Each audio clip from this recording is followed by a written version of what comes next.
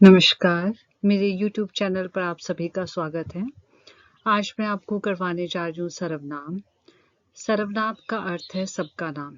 जैसे कि आप जानते हैं कि ये शब्द जो है 2 शब्दों को मिलाकर बना है। सर्व जमा नाम। सर्व का अर्थ होता है सबका और नाम का अर्थ होता है नाम। तो हिंदी में कुछ ऐसे शब्द हैं जो सबके नाम यानी व्यक्ति, स्थान, वस्तु आदि के स्थान पर जो हम प्रयोग करते हैं, उन्हें सर्वनाम कहा जाता है।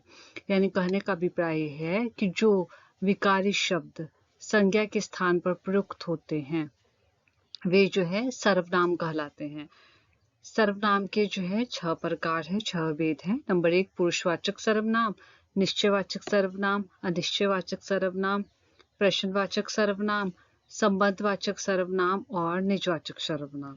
जानते हैं पुरुषवाचक सर्वनाम क्या है? जिस सर्वनाम से किसी व्यक्ति, चाहे वो स्त्री है पुरुष है, के नाम का बोध हो, उसे जो है पुरुषवाचक सर्वनाम कहते हैं।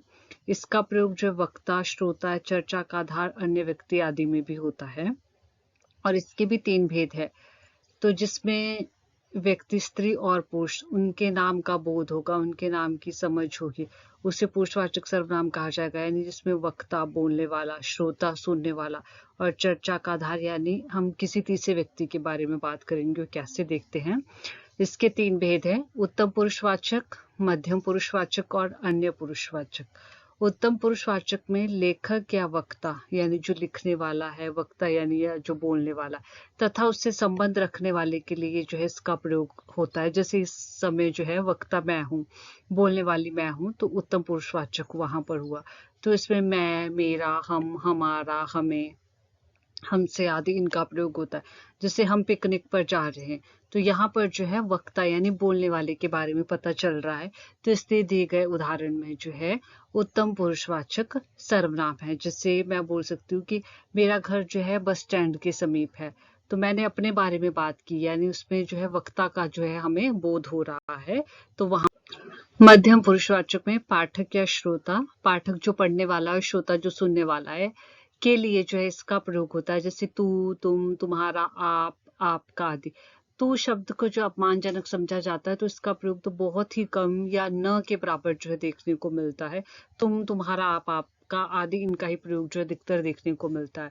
जैसे उदाहरण है, तुम 5 बजे तक पहुंच जाना, तो यहाँ पर तुम, मैं वक्ता बोलने वाली हूँ, तुम मैं किसी और के लिए बोल रही हूँ, तो यहाँ पर श्रोता के लिए जो है प्रयोग हो रहा है, तो इसलिए दिए गए उदाहरण में मध्यम पुरुषवाचक है। आपने ध्यान रखना, अगर परीक्षा में आपको जो है उत्तम पुरुषवाचक और मध्यम पुरुषवाचक दोनों जो है, दोनों स्थान पर जो है सर्वनाम शब्दों का प्रयोग देखने को मिलता है कि हम का प्रयोग भी हुआ है वहां उस उदाहरण में और तुम का प्रयोग भी हुआ है, या मैं का प्रयोग भी हुआ है और तुम या तुम्हारा या आप या आपका प्रयोग भी हुआ है, तो वहां पर जो है उत्तम पुरुषवाचक होगा या मध्यम पुरुषवाचक होगा। आपने ध्यान रखना है कि क्या वहां पर जो दिए गए उदाहरण में किसी शब्द को जो बोल्ड किया गया है, मोटा किया गया है, उसको मोटे शब्दों में लिखा गया या अंडरलाइन किया गया है, तो आपने उस प्रश्न को पढ़ने के बाद उन पर ध्यान देना है कि आपसे प्रश्न किस प्रकार पूछा गया है, तभी आप जो है वहां पर उसका भेद लिखोगे। अगर वहां पर जो उत्तम पुरुषवाचक से कोई सर्वनाम शब्द लिया गया और उसको बोल्ड किया गया, उसको अंडरलाइन किया गया, तो फिर आप मध्यम पुरुषवाचक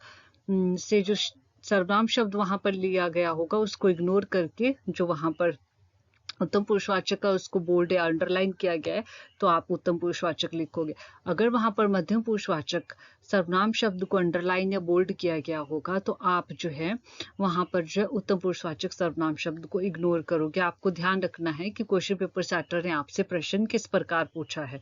तीसरा भेद है इसका अन्य पुरुषवाचक, वक्ता या लेखक। वक्ता यानी जो बोलने वाला होता है, लेखक जो लिखने वाला होता है, सुनने जो श्रोता है या पढ़ने वाला जो है पाठक जो है, के अतिरिक्त अन्य व्यक्ति के लिए, जैसे जो बोलने वाला, इस समय जो मैं बोलने वाली हूँ, वक्ता और श्रोता आप सुनने वाले, ना तो मैं अपनी बात कर रही हूँ ना मैं आपकी बात कर रही हूँ, बल्कि हम जो है दोनों मिलकर जो है किसी और के बारे में जो है बात कर रहे हैं, तो वहां पर जो है अन्य पुरुषवाचक सर्वनाम होगा।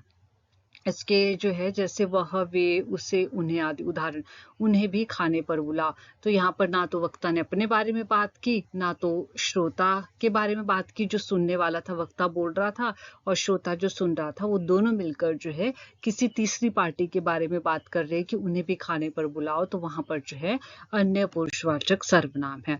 सर्वनाम का दूसरा प्रकार, दूसरा भेद है निश्चयवाचक सर्वनाम। निश्चयवाचक सर्वनाम दूर या समीप के किसी व्यक्ति, वस्तु, घटना या कर्म के निश्चयात्मक बोध कराने वाले शब्द, जिससे पता चलेगा निश्चित होने का, उसे जो है निश्चयवाचक सर्वनाम कहा जाएगा। जैसे कोई वस्तु समीप है, तो समीप की वस्तु हेतु हमें यह, ये, इन्हें, इनका आदि प्रयोग करते हैं। जैसे यह पुस्तक मेरी है, कोई पुस्तक समीप रखिए तो यह पुस्तक मेरी। और तो दूर की वस्तुओं के लिए वह, वे, उन्हें, उनका आदि। वह खेत पारुल का है, तो वहां पर जो है निश्चयवाचक सर्वनाम होंगे। तो आपको परीक्षा में ध्यान रखना है, वहां पर हो सकता है आपको दिया गया यह पुस्तक मेरी है, तो निश्चयवाचक सर्वनाम में यह जो है समीप की वस्तु हेतु प्रयोग किया गया है, तो वहां पर उदाहरण हो सकता है इस तरीके का। एक ऑप्शन में हो सकता है दूर की वस्तु हेतु, तो आपको याद रखना होगा यह, ये, इन्हें, इनका, ये समीप की वस्तु हेतु प्रयोग होता है, और वह, वे, उन्हें, उनका, ये दूर की वस्तुओं हेतु जो है इसका प्रयोग। सर्वनाम का तीसरा भेद है, तीसरा प्रकार है अनिश्चयवाचक सर्वनाम। यानी जिन सर्वनाम शब्दों से किसी अनिश्चित व्यक्ति, वस्तु, घटना और व्यापार हेतु जो हम शब्द प्रयोग करेंगे, उनका प्रयोग होगा, उन्हें जो है अनिश्चयवाचक सर्वनाम कहा जाएगा। अनिश्चयवाचक सर्वनाम में जो सर्वनाम शब्द प्रयोग होते हैं वो है किसी, कोई, कुछ। तो सजीव हेतु सजीव जो सांस ले सकते हैं, कोई, किसी का प्रयोग होता है। और जो निर्जीव है उसमें जो है कुछ का प्रयोग होता है। जैसे लगता है कोई आ रहा है, कोई आ रहा है, पता नहीं मेरी दोस्त आ रही है, या मेरा भाई आ रहा है इस समय, या मेरी बहन आ रही है, या कोई मेहमान आ रहे हैं, या कोई तीसरी पार्टी आ रही है। निर्जीव हेतु कुछ का प्रयोग, जैसे दाल में कुछ काला है। कुछ दाल जो है निर्जीव है, सांस नहीं ले सकती।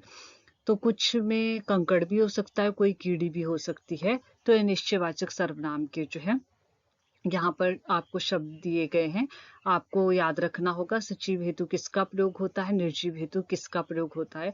क्योंकि कॉम्पिटिटिव एग्जाम अगर होता है और वहां पर सर्वनाम से कोई भेद पूछा जाता है, उदाहरण वहां पर दिया जाता है, या डेफिनेशन में रिक्त स्थान के रूप में दिया जाता है, तो वहां पर जो बड़े डीपली जो है प्रश्न पूछ लिए जाते हैं। सर्वनाम का चौथा भेद है प्रश्नवाचक सर्वनाम।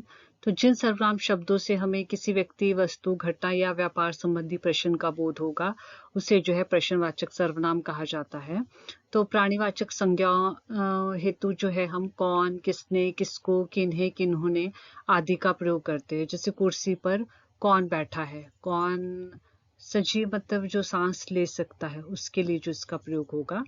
अप्राणीवाचक संज्ञाओं हेतु जो है क्या और कब का प्रयोग किया जाता है। जैसे अकाय तुम्हें क्या चाहिए, कोई वस्तु चाहिए, पुस्तक चाहिए, कोई मिठाई, कोई खाने की चीज चाहिए, तो वहां पर जो है अप्राणीवाचक संज्ञाओं का प्रयोग किया जाएगा। आगे है संबंधवाचक सर्वनाम, पांचवा जो है भेद सर्वनाम का। जिन सर्वनाम शब्दों का प्रयोग दो विभिन्न बातों के संबंध का प्रकटीकरण करने हेतु, कोई दो अलग अलग बातें हो रही है और ऐसे सर्वनाम शब्दों का प्रयोग किया जाएगा कि उन दोनों के बीच में जो संबंध बताएगा, या तो एक प्रधान वाक्य होगा और एक आश्रित वाक्य होगा, उनके बीच में इस प्रकार से प्रयोग किया जाएगा कि उन दोनों के बीच में जो है संबंध बताएगा, उसे जो है संबंधवाचक सर्वनाम कहा जाता है। जैसे जो, सो, जैसे, वैसे, जिसको, उसको आदि। उदाहरण, जिसके पास संयम है उसके पास सब कुछ है। संयम यानी जिसके पास धैर्य, उसके पास सब कुछ है। अगला जो है भेद है निजवाचक सर्वनाम। निजवाचक सर्वनाम वक्ता या लेखक द्वारा, वक्ता जो बोलने वाला है और लेखक जो लिखने वाला, स्वयं के लिए जिन सर्वनाम शब्दों का प्रयोग करता है, उन्हें जो है निजवाचक सर्वनाम कहा जाता है। जैसे आप, स्वयं, निज, खुद आदि। अब आप बोलोगे कि आपका प्रयोग तो मैंने मध्यम पुरुषवाचक सर्वनाम में भी बताया, तो इनके बीच में क्या अंतर है, आपको पेपर में कैसे आइडेंटिफाई करना है, कैसे पहचान करनी है, ये मैं आपको अगली स्लाइड में समझाऊंगी। तो निजवाचक सर्वनाम के रूप में उसका उदाहरण, लड़का सब मिठाई आप खा गया, मतलब अपने आप खा गया। स्वयं के लिए जो है यहाँ पर प्रयोग किया गया है, तो यहाँ पर जो है निजवाचक सर्वनाम है। अब आप देखोगे आप मध्यम पुरुषवाचक के रूप में भी प्रयोग हो रहा है और निजवाचक के रूप में भी प्रयोग हो रहा है। मध्यम पुरुषवाचक के रूप में जैसे मैंने आपसे कहा कि आइए आप यहाँ बैठिए, आइए आप यहाँ बैठिए, तो आपका प्रयोग जो है वक्ता द्वारा श्रोता के लिए किया गया, सुनने वाले के लिए किया गया। जो मेरे साथ बात कर रहा था उसको मैंने कहा कि आ जाओ और आप यहाँ पर आकर जो है बैठ जाओ, तो वहां पर जो है मध्यम पुरुषवाचक सर्वनाम होगा। और अगर मैं बोलती हूँ कि मैं यह काम अपने आप करूंगा या मैं यह काम अपने आप करूंगी, तो वहां निजवाचक सर्वनाम होगा। क्योंकि मैं आपका प्रयोग जो है स्वयं के लिए कर रही हूँ, और जबकि ऊपर वाले उदाहरण में मैंने आपका प्रयोग जो है श्रोता के लिए किया। तो आप पेपर में देखकर बच्चे जो है बड़ी जल्दी एक्साइटेड हो जाते हैं कि आपका प्रयोग है, तो बड़ी जल्दी से मध्यम पुरुषवाचक लिख देंगे। तो आपका प्रयोग है, बड़ी जल्दी से निजवाचक सर्वनाम।